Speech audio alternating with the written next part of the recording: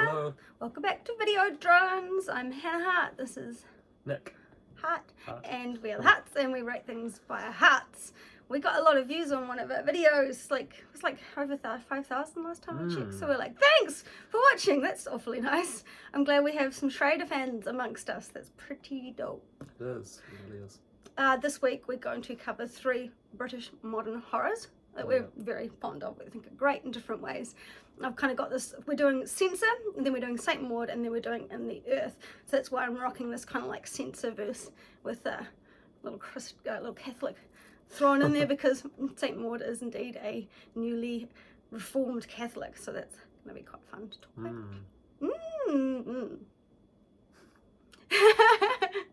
So shall we begin? Yeah, let's get to it. We should probably talk about the video nasties.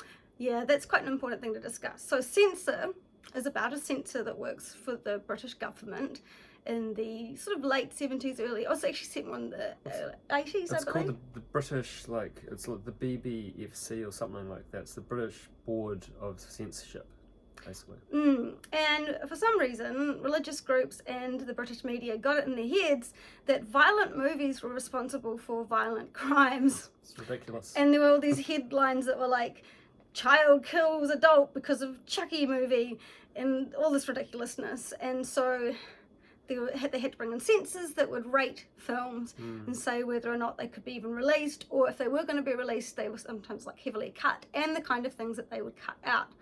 And I heard of the term video nasties when I was younger, and I always assumed that meant it was kind of a good thing. Yeah.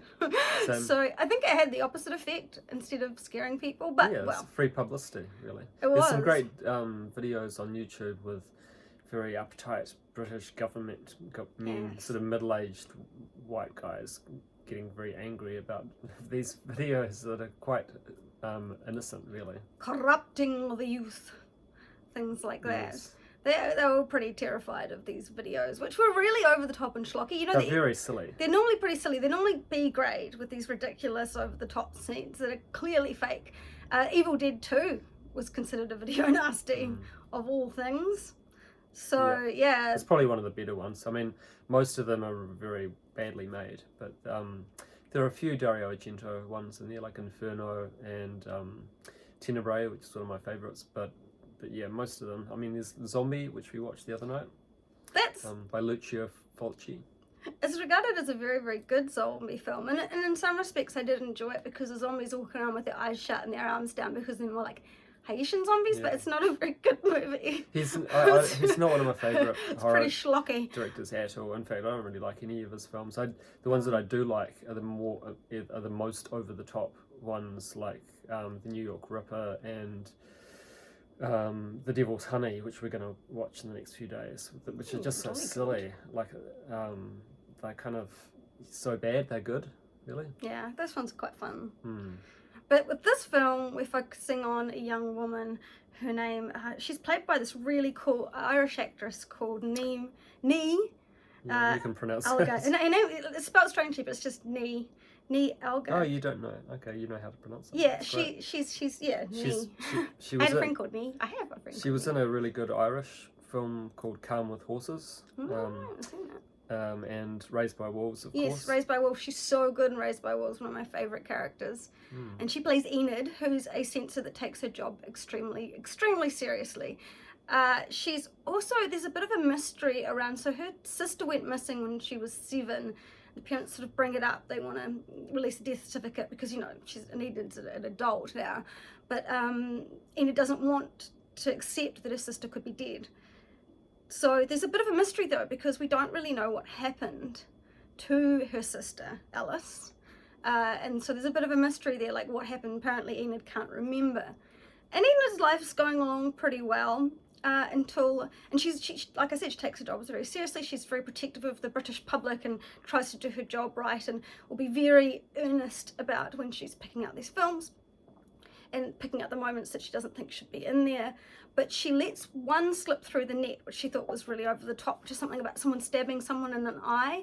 But then it actually happens in this movie, and so the media's going crazy. They're saying that the scene in this movie caused this person to do it, and the guy who did it saying that I can't remember what happened. So she gets blamed for it, and the media's coming down on her, and her workmates are all whispering about her, and that really sets her off. And in the beginning of the film, we've got this very austere, kind of soft 70s looking film. But as the movie goes on, you start to get more of those lurid, sort of classic neon 80s horror, garish colours coming through. So the way the film looks starts to change along with the character. There's a lot I would like to say, but I don't want to really give anything away. But it just gets more and more intense, and the tension just keeps building. I think it's done really, really, really well. It's actually the debut film of a woman called Prano Bailey Bond, and she's apparently quite fascinated, not just in nightmares, but what nightmares say about the people who have them.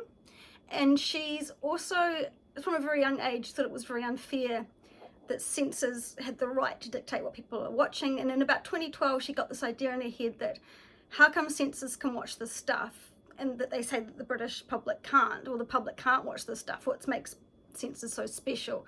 How can they watch them and not become psychopaths? But I've got the actual quote here. Oh, the quote. If violent images are meant to make us lose control, what prevents the censor from doing that? Well, there you go. So it's a really so it's about cool concept. playing God.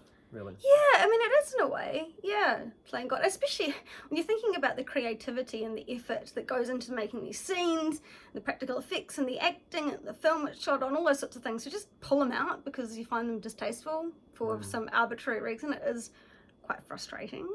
I think as the film goes on, it sort of enters almost Lynchian territory. If you've seen Wild at Heart, I think that there's some similarities there with what goes on. Fire Walk with Me is what that's what I meant. Reminds me of. Sorry, that's what I meant, Fire Walk with Me. I just get those two confused, which is ridiculous. But just like the craziness of it all, and like she's kind of, I can't even remember now, is she looking at the camera when she's right at the end as well? Yes, it breaks some third walls, but in a really good way. And then there's this sort of like, what is reality and what is she imagining? And you're sort of getting glimpses of what probably is reality immersed with her fantasy. I think it's really, really, really, really well done, actually. I've heard some people complaining that it just gets sort of messy towards the end, but I actually think it was just so beautifully planned and it flows extremely well. I disagree with that. Yeah, and so Lynch is of course very obsessed with dreams and dreaming, and I think that comes through in this film, and it's really cool to look at. And yeah, it says a lot kind of about the mental state of, you know, the censor, maybe what that represents in terms of censors in general, but also at the heart of it all is this mystery about her sister and her ability to discern reality from delusion, because there's some things that she does that she just can't accept during the filming. So yeah, it all kind of sort of kicks off when this really sleazy, gross producer says, there's this movie that I want you to look at. I want a woman's point of view on this film, and she thinks her sister now grown up, who actually does look quite a lot like her, that has red hair like her sister, maybe that's her sister. So yeah, that's when it all starts to spiral and she starts to enter that world and ends up actually being in the film. So it's a film within a film within a film, but it's done in a way that's not annoying or cheesy. So yeah, I really enjoyed this film. I thought it was really interesting and exciting, especially as a debut movie. Like, holy moly, lady, you're doing really well. Yeah. She did a short film called Nasty before this, so maybe it was based on that. I'm not too sure. It was about video nasties. I haven't watched it, but it's like a young child encountering like these sort of forbidden films. To be honest, the sort of people who want to watch those sort of films, like, we know what we're written for. It, like, I don't know.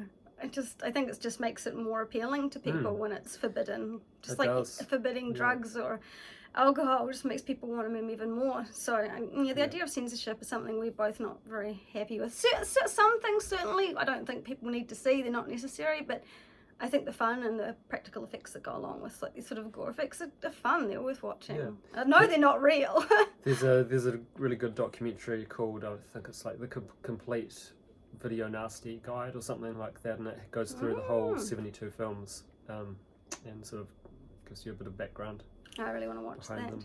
Really good score in this film too by Emile Liviasi Farouche. I don't know if that's how you pronounce it, but it's my attempt anyway. A French pianist, sort of contemporary composer as well. She's really good. Yeah, it's really, really, really strong cast. Really good music, really good writing. The acting, of course, is fantastic. The main actor as well. She's in an upcoming film called The Wonder, a sort of thriller, psychological thriller, which looks really, really interesting. It also has that guy Michael Smiley who plays the really creepy guy in this film. You know, the sleazy producer. Sleazy producer. I can't really give away he's what so happens to him, gross. but he was also in Kill List. Oh, okay. Which we're going to get to. Which we're going to get to. He was also on Free Fire by Ben Wheatley, which we're going to talk about soon. And he was in The Lobster. He was in. Oh, that's right. He was in Come to Daddy, and he was in A A Field in England, which we haven't seen, but we're going to see that quite soon. Yeah, I don't know why we haven't seen it yet. It's one of those films we keep thinking we really need to see that. Yeah, we watched a very good documentary on. I thought it was British horror, but it's actually just on folk horror in general called Woodlands. I can't remember the rest of the Woodlands, Dark and something Bewitched. Dark and Days. Dark and Days. Yeah, it's that's why I forget it, because it's not just a commonly used sentence. But anyway, that's search for Woodlands Dark and you'll get a really good documentary on folk horror. It's amazing. It's absolutely exhaustive. It starts out with British horror, it goes into American folk horror. So it's all about folk horrors. And then it starts to sort of go more international. Though they left out the Wailing, the Korean film. They didn't do anything on Korea. They left out a lot of films. There's a lot of there's only so much you can cram into 3 hours. It's just like, they missed out some of the really good Korean folklore. But fantastic and exhaustively well researched, especially for the British horror. Yeah, it's more. It's basic. It's more European. It's more British and American, really. And there's a really good section just on witches and witchcraft, which is really, really interesting as well. Yeah. So, shall we rate it? Got anything else? No. Yes, we should rate it. You go for it. No, you go first. Okay. I thought it was good, but it's like I'd probably out of 5, I'd probably give it 3. I was going to say the same thing. So 3 out of 10 hearts. It's very good, but I still don't. I think compared to say Maud, it's just not quite as. It's good, but it's it's a first film, and it's like I think she'll get better and better and better. And I mean, Saint Maud is a first feature film as well, but that was a very strong film in the best way. In the Earth, I really like that as well. So this is probably my least favorite of the 3, but I do really like it. So 6 is good. And so the next film is another character study of an isolated, traumatized woman who may or may not have an objective view of reality by a female debut filmmaker, Rose Glass. So there's interesting connections in both of these films with the sort of things of isolation and delusion. But in St. Maud's case, so it's a young woman, her name used to be Katie, but she changed it to Maud after a traumatic event, which eventually becomes revealed. And she's a new devout Catholic. But sorry, I'll just interrupt and say there was originally supposed to be a big backstory about the character of Maud, but Rose Glass, which is a very cool name, I think. Such a cool name. I think she said that there'd been a lot of films that have kind of done that in the past, like sort of given too much away about a person, so she just wanted it to be more mysterious. So, I mean, I think that backstory's done really well with overdoing it. Yeah. It's, like, you're really like, what happened to her? What's this traumatic event? She was going to, part of the backstory was going to be that she had a really traumatic religious upbringing. That would make sense. It would make sense, but it's too kind of... on the nose, almost. Yeah. Perhaps. And it's interesting because her delusion is based around religion. People aren't really kind of holding it to account or sort of calling her out on the things she's saying and believes, which is really interesting, because if she was saying, I hear voices, I feel the presence of an entity, instead of I hear God and I feel the presence of God, people would be like, okay, you need to go see a shrink or maybe even be institutionalized. But because she's having this religious experience, it has a very different reaction from people, which I think is a really interesting thing to cover. And throughout this whole film, it's beautifully ambiguous. You never really know if Maud is actually being spoken to by God, having these quite sexual encounters where she says, it feels like God's within me. Yeah, well, you said about being spoken to by God. Did you know that the actual scene where God talks to her, that's actually her voice. Yeah, I read about Pitched that. down It's so 3 cool. times. And she's actually Welsh. God speaks to her in Welsh, which, you know, if you think about it, that kind of makes sense. You think, well, if God's speaking to her in her native tongue and it happens to be Welsh, that's, you know, I suppose God, that's how God would speak to people in their native tongue. So I don't know if that makes it more feasible or less. And that's just, it's so beautifully ambiguous the whole time. And it's never very clear whether or not she's having these experiences. It is so weird how she's like, I feel like God is within me. And she has almost these erotic experiences with God. And yeah, it's fascinating because those sort of ecstatic religious experiences are part of what's sort of recorded in the Bible. But in the story, so she's now Maud, she's a nurse, and she's taking care of an ex-ballerina who's played by, who's the actress that plays her? Morford Clark. She's Morford great. Clark. So he's, Boy, I she's think good. I was originally, I thought that she was Morford. Welsh. Morford Clark. Yeah. I thought that she was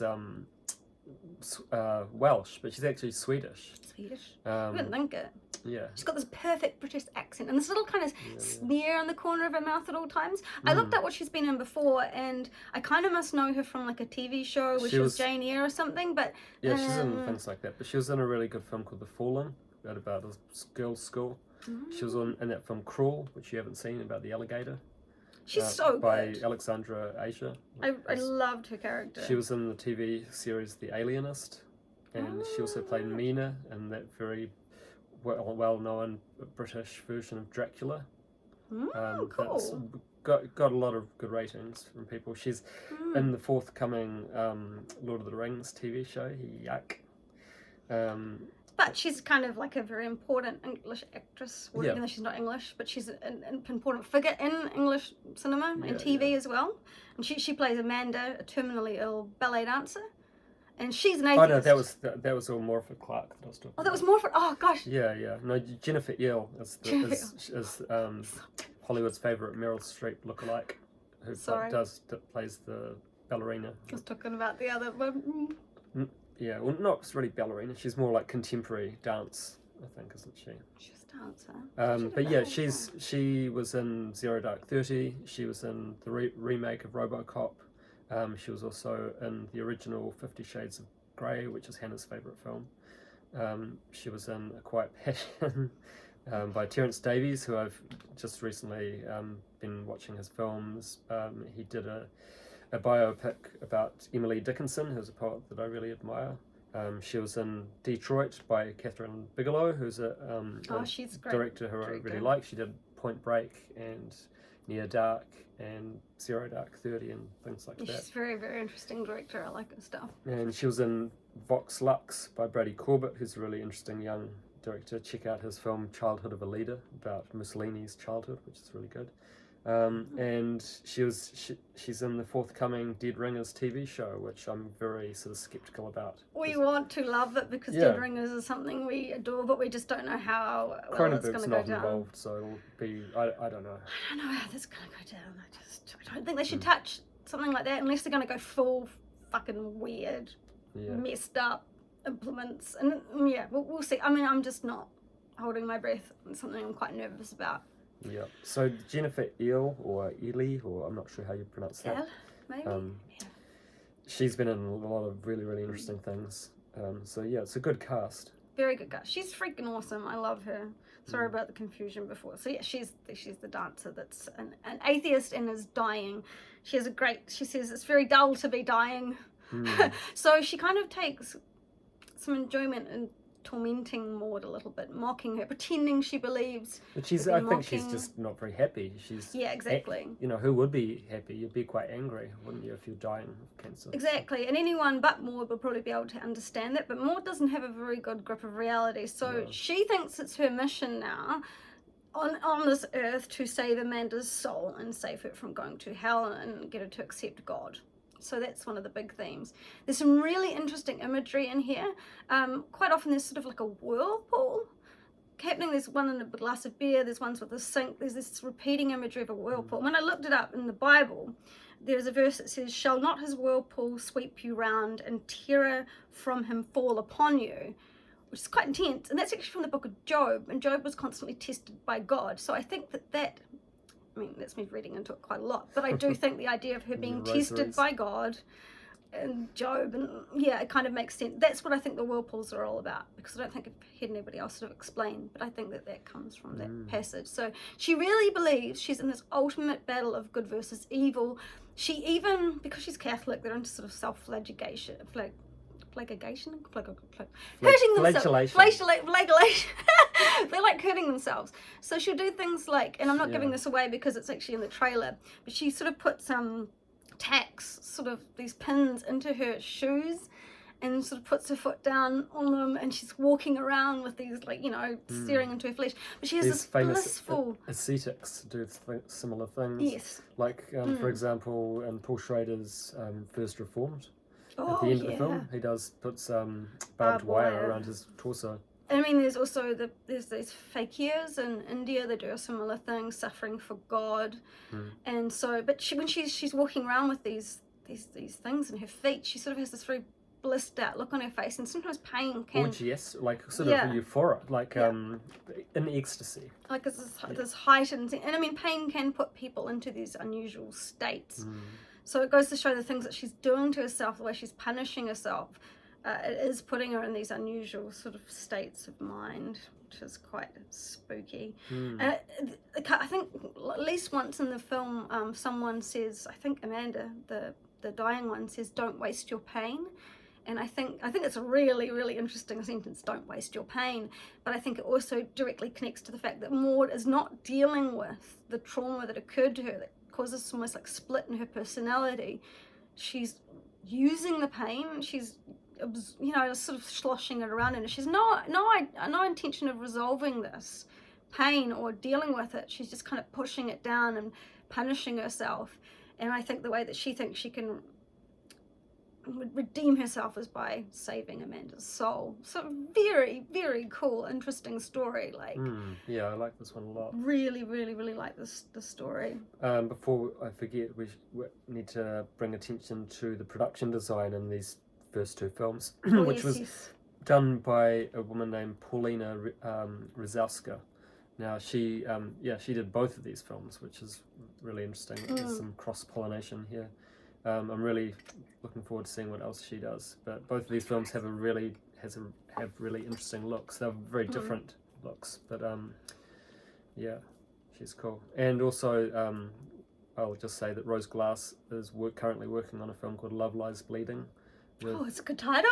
Yeah. Damn. With Kristen Stewart, who I'm really excited about seeing in Crimes of the Future. So I have a lot of respect for her, and she's also directing her directorial debut feature, which I'm not sure. Who is? Kristen Stewart. Oh wow, that'll be interesting. Yeah. I always thought she had a lot of potential. And in Crimes of the Future, we could see glimpses of that potential. I really love her character that she plays. It's so good. It's very cool. Yeah, very, very cool. So yeah, it's a film about isolation. It's about psychosis. It's about religious belief. It's about martyrdom, and I think a lot about repressed sexuality too. I think it's a big part of it. I mean, like sexuality is a big thing in the storyline. Yeah, and sexuality is only allowed to be expressed when it's when God's inside of her, rather than like her actual desires. So I mean, and it is a proper horror. It's extremely creepy.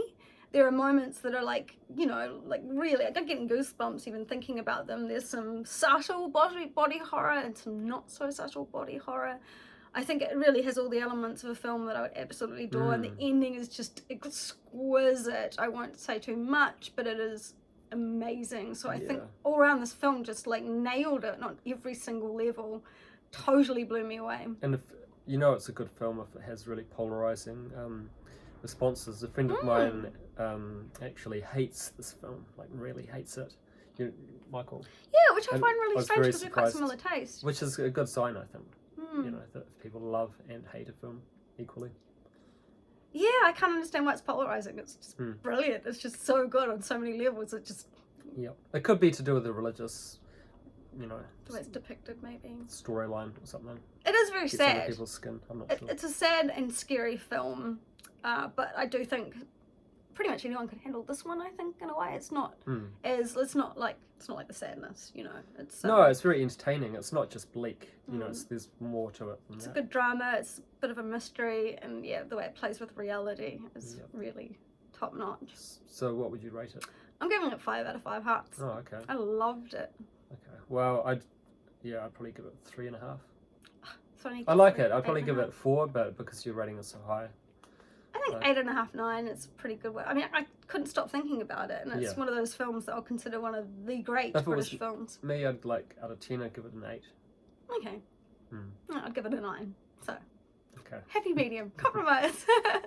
So In the Earth next is a Ben Wheatley film, which was written, produced, completely made during COVID, during lockdown in Britain. So, which I guess you can do, seeing as it's made in a forest, basically. They must have had a pretty skeleton crew, and they went in the city. So immediately we're getting proper folk horror. We've got a forest.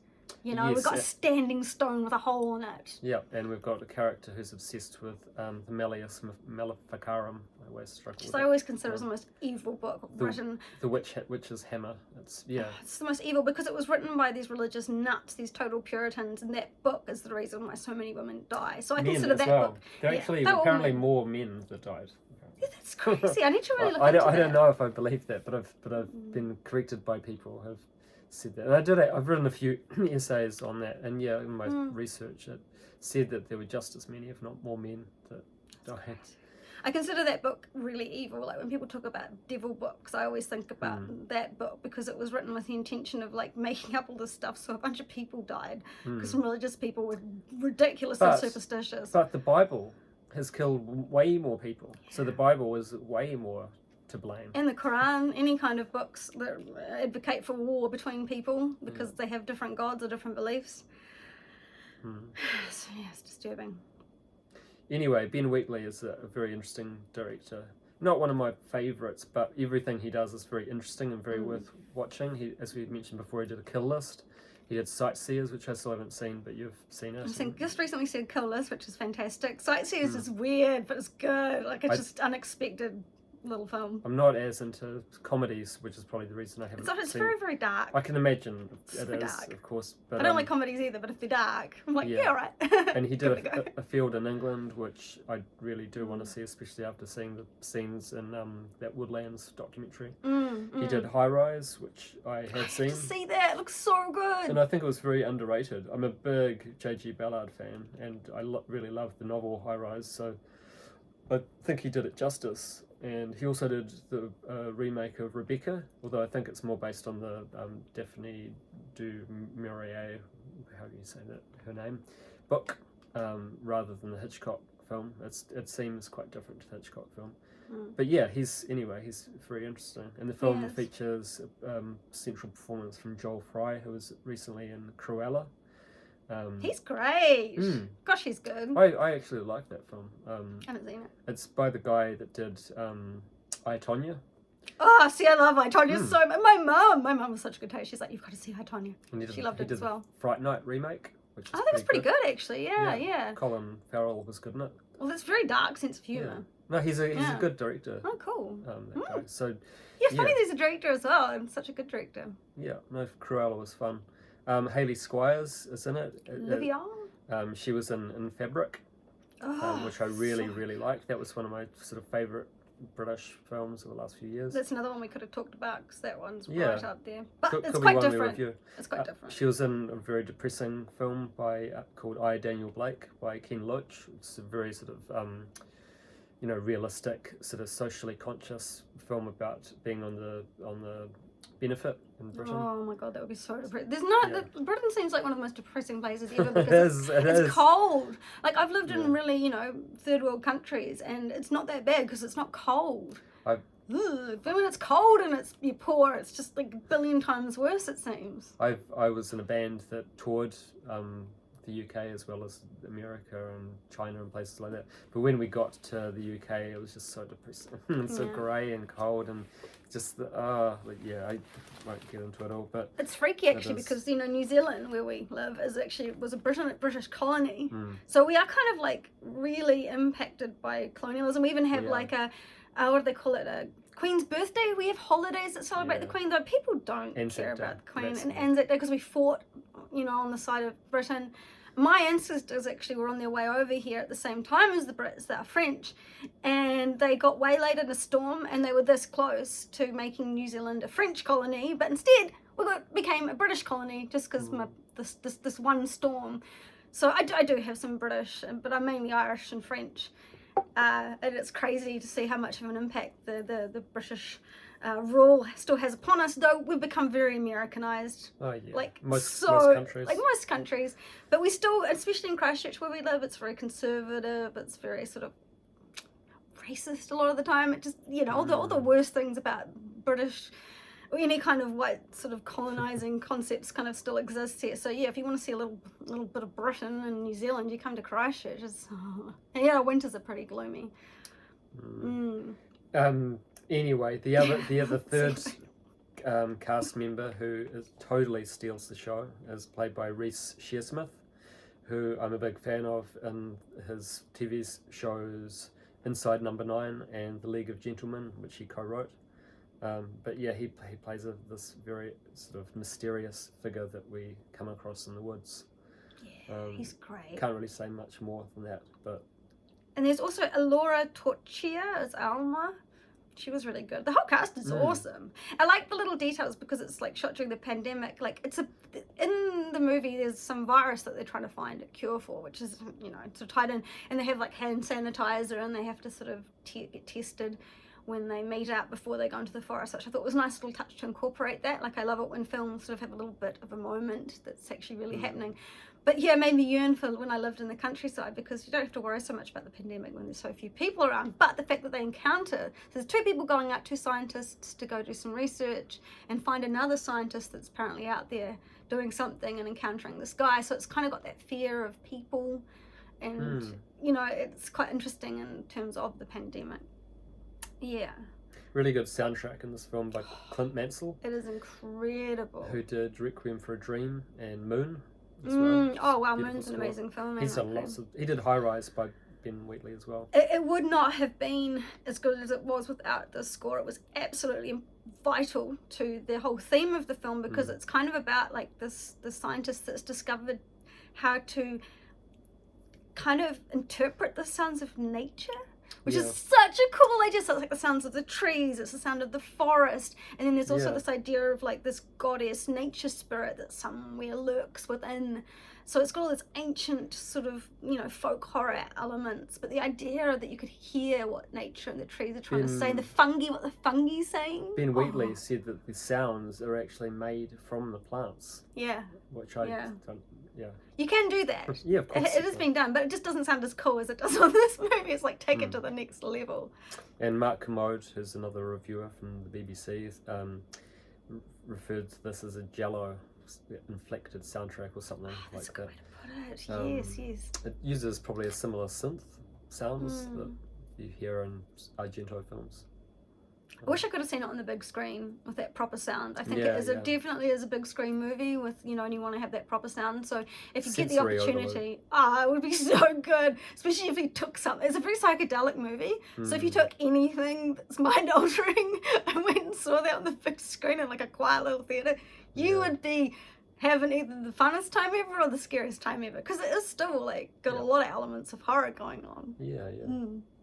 It's cool. It's so cool, and the psychedelic scenes are so well done, and they're quite innovative, which is tricky to do within. He's a very innovative director, which is okay. So as far as rating goes, usually you'll be aware that we have a heart system here, but when quite often our hearts are probably sort of out of 10 will probably be somewhere close to that. The scaling on IMDb, but with this film we need to complain because it's like this film's rated was originally rated when it first came out, like 4 point something out of 10, and it's slowly been creeping up. But that's fucked up, but man. it's still only like 5 Like, what the something fuck? out of 10, and this film, I think we haven't rated it yet, but it'll be like 7 or 8. 7 or 8, easy. Like, what is going on with that IMDb rating? Can you all please get on there and just like give it what it actually deserves? It is totally messed up. Totally messed up that it has this low rating. We were horrified. Yeah. Like, it's just way, like, what? It asks sort of more from the audience than most films would probably. It's more interesting. Like, it's not just something that that like most sort of Hollywood films sort of manipulate you and bang you over the head with the same sort of tropes. It's more it asks you to think, and I think maybe people switch off when they watch films like that. Do you need someone to narrate it? You know, do you need all this exposition? I can't stand any of that. Yeah. And I mean, yeah, it is kind of a slow burn and it's kind of subtle, but it has some really good, like, practical effects and body horror stuff going on, and just visually it's so gorgeous, and the sound of it, like, I don't get why it feels like such a huge, like, fuck you to the director to give it such a low rating when it's so good. It doesn't strike me as the kind of person who'd even vaguely care. I care. But I do too. I thought it was fantastic. They're usually a helpful guide if you're like sort of looking for a film to watch. So we'd hate that you'd be put off by seeing the rating, because sometimes like, I kind of fight for like, I know it's rated low, but you know what people are like. But please just ignore the rating on IMDb. This is a really fantastic film. It's an absolute treat. Folk horror films like this aren't made very often, and it's done so well. There's actually a folk horror film that's coming out very soon called Men by Alex Garland. So they do come out. I mean, they're a lot more popular at the moment with things like Midsummer, getting a lot of attention. So they're quite fashionable. I think Alex Gardner stuff is always like really awesome, and I'm totally rooting for it until like the last little bit, and then I always feel like, really, that's the direction you went. Even with Devs, like, I don't know. We'll see how it goes, because I just find all of his endings just really unsatisfying and kind of annoying, and I'm they're like, always really worth watching. But they're totally worth watching. Just don't ever think that it's going to have an ending that will make you happy. I feel like this Blue Balls kind of feeling with all of his endings. I just feel like he needs to like grit his teeth and really go a little bit more either cleverer or darker or more messed up. He just kind of goes for these sort of really insipid endings. But I'm really looking forward to seeing Men. Could be really good. Yep. So what are we going to rate it? Well, I'll probably give it like a 3.5. 3.5 or 4. I'll give it a 4 because I really enjoyed it. So it's like 7.5.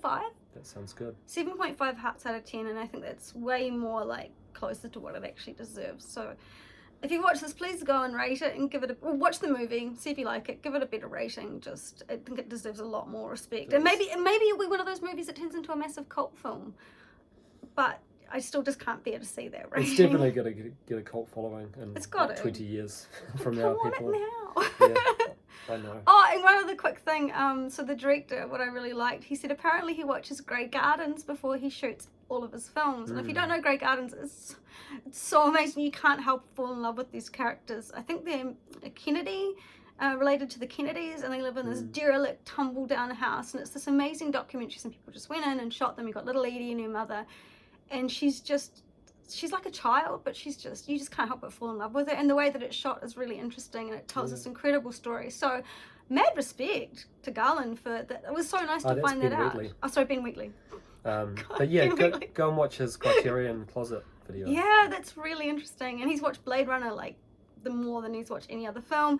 And he said if he could do any TV show, he would do Battlestar Galactica, which is, funnily enough, it's kind of cheesy at times, but I love Battlestar Galactica. I thought it was a fantastic sci-fi show. So yeah, we have quite a few similarities in that way. And it's funny because you think I'd only like really dark stuff, but I also like kind of nice stuff as well. Oh, but the thing he made after Battlestar Galactica was like this time-traveling romance, and it is the worst thing ever. I just couldn't watch it. So yeah. Segues everywhere. Oh, also tomorrow we've got your exhibition opening.